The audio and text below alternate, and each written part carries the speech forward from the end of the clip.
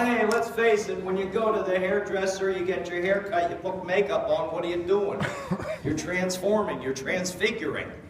And depending on how you're doing it, your transfiguration is going to also change your attitude about certain things. You're going to become different or act different, do something different. And that's what was happening up on the mountain. We got to talk a little bit about mountain for the simple fact that mountains in the Bible are always a multitude of things. When you look at a mountain, even the highest place you can figure here in the Poconos, a mountain is the closest spot to heaven that you're going to get from earth.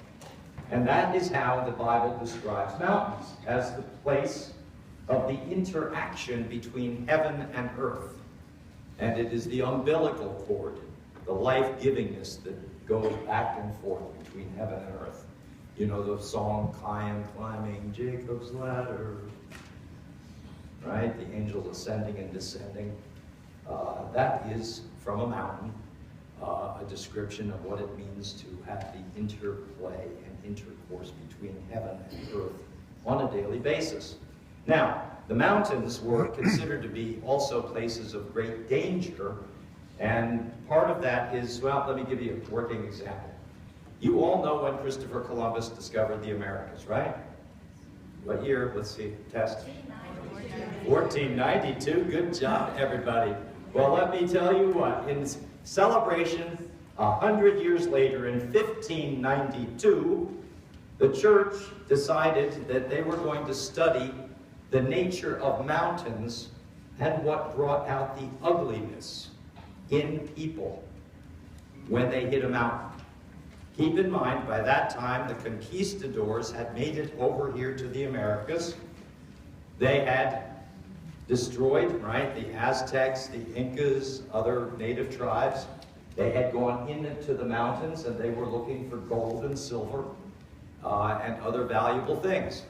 And so they were engaged in not mass destruction on purpose, an unintended consequence of the search for wealth and riches. At the same time, they introduced syphilis and smallpox to the Americas and demolished much of the population and enslaved other parts of the population. So a century later, the church is looking, what is it about a mountain that makes people different? And what they finally realized is that mountains do two things. First of all, they invite us to a place of holiness and aloneness so that we can seek truth and seek meaning and can have places of quiet reflection. That's first. The second thing is that they are places of great danger.